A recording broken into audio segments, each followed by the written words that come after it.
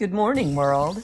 If day 3 was the climb to the summit, day 4 was supposed to be the victory lap. We woke up at the incredible Ghandruk guest house, packed up after a hearty breakfast with the most stunning views of Annapurna South, and felt ready to tackle the trail. The stats looked easy, a short 3 to 5 hour trek, mostly downhill, dropping us into the Modi Khola Valley, with a little uphill push at the end at the famous Jhinu Danda hot springs. Easy, right? That, my friends, was the downhill deception.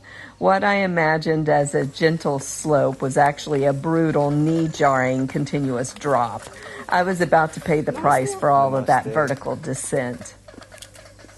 Honestly, if you're planning this trek, be warned. Downhill is often harder than uphill. My quads were screaming, but worse, my toes were slamming into the front of my boots with every step. I didn't know it yet, but this section was where the damage was done. The bruising that would eventually cost me both big toenails. This trail truly demanded everything we had, physical and mental. Namaste. Namaste. You know, I just want the record to show. I thought this day was going to be easy. We've been going straight down for an hour, and Cory is pretty sure I'm trying to kill him, just slowly, with gravity. See that one right there? She's trying to kill me. And just like that, the trekking was starting to settle into a comforting routine. Even though we were sore, the rhythm of the walking, the inside jokes, it grounded us. But the pain was constantly buffered by the scenery. This was arguably the most beautiful section of the entire trek. You could see it in the terraced farms. It's such an incredible testament to human ingenuity, how they've shaped this impossibly steep landscapes to feed their families. Walking right through these living landscapes, you see direct connection between the people and the mountain. It's vibrant, green, and completely breathtaking.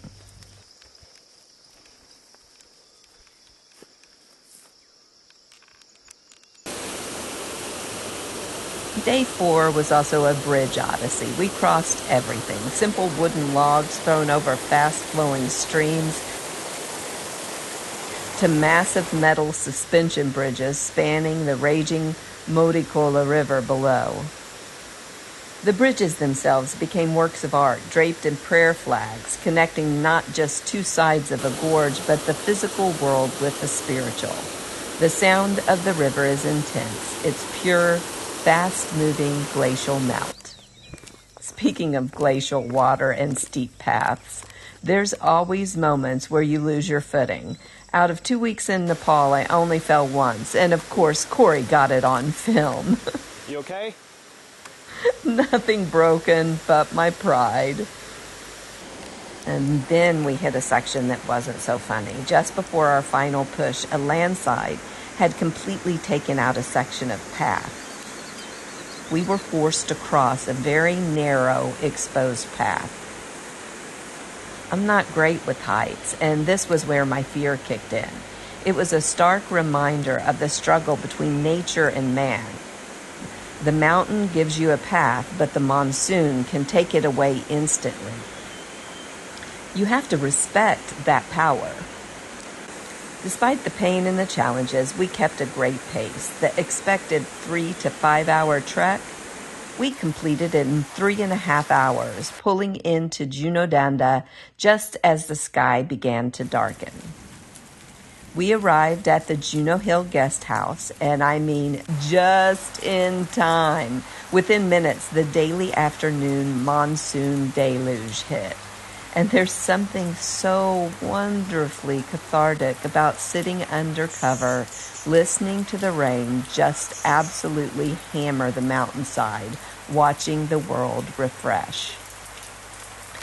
Jhinu Danda is famous for its natural hot springs, or Tadopani, located a steep 20-minute walk down by the river. Chris, our amazing guide, suggested we skip it because of the coming rain. In all honesty, after all that downhill torture, I didn't know if my knees could handle the 40-minute round trip. So we decided on a different reward. Due to the high activity level and the altitude, we'd mostly forgone alcohol. But with the trek almost complete, the rain pouring down, and the extra time we had, it was time for the first beer of the trip. I think it was the most delicious beer I've ever tasted.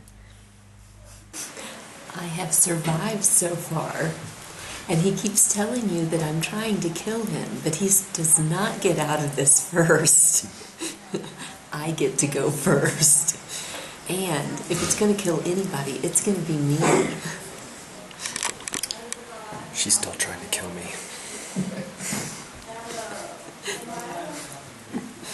I let you have a beer, didn't I? I need to. Get yourself another one if you want another. Because I might too. Okay. But while we enjoyed our celebratory beer, the reality of mountain living set in again. And we decided to take a much-needed shower, only to discover the water was glacial. I mean, it was ice cold. Glacial water is no joke. Even giving yourself a sponge bath gave you an ice headache. But we figured out a routine for that too. There was no quick, disciplined, scream-inducing dash under the water. Ooh, no. You would take your wash rag under the water, put some soap on it, and then warm it up in your hands before rubbing the soap all over you, and then putting the wash rag back under, washing out all the soap, and wiping the soap off of you with the wash rag that you had warmed with your hands. It just was too cold to do anything else. These moments of comfort, even the small ones, made us reflect on the amazing people we met along the trail. The level of service provided by Coom and the whole team at uniquetreks.com was amazing. But Chris, our guide, was more than just a guide. He was a lifeline. You quickly realize that he has real relationships with the guest house owners. He wasn't just bringing tourists, he was visiting friends.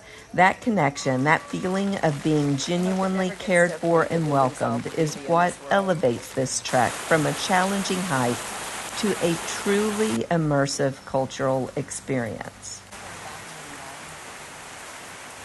As we wind down for the night with the promise of easy downhill walking tomorrow, yeah, I know, I won't believe that again, we're feeling incredibly grateful. Thank you so much for joining us on this incredible day 4. If you love the scenery and the honest look at the trekking life, hit that like button and subscribe. Next up, the final stretch back to Nayapur and the long drive out of the mountains. Catch the full Nepal playlist right here. See you next time. Always an adventure. Always. That's it for this deep dive into our past adventures. We are so glad you hung out with us. If you enjoy videos like this, you need to explore the rest of our channel. We're all about adventure, creativity, incredible food, and turning trash to treasure. We've got videos on our travels all over the world, our deep love for animal conservation, and fun DIY projects that cover everything from house flipping, RV renovation, to furniture flipping. We even have a bunch of videos showcasing our personal artwork. And for those who love a good theme, you'll find our passion for cooking, party planning, and theming in videos of themed dinners and cake decorating. I even FaceTime cook with my 88-year-old dad once a month. If you've got a curious brain, our channel is definitely the place for you. Hit the subscribe button, explore our travel and renovation playlist, and we'll catch you on our next adventure.